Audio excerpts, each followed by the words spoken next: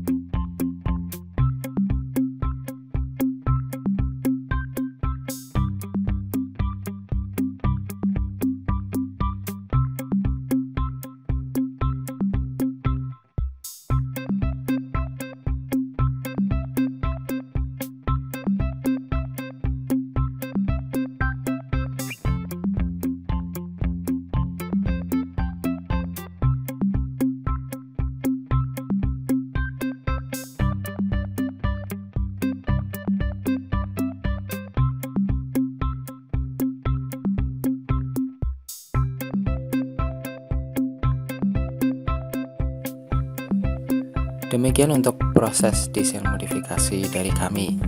Jangan lupa dukung kami dengan cara like, komen, dan juga subscribe agar kami dapat memberikan informasi yang menarik, inspiratif, dan juga menghibur bagi Anda semuanya. Jangan lupa juga bagi teman-teman yang butuh jasa desain modifikasi bisa menghubungi kami di nomor 085 227 850 894. Sekian dari kami. Wallahul muwaffiq ila aqwamit thoriq. Wassalamualaikum warahmatullahi wabarakatuh.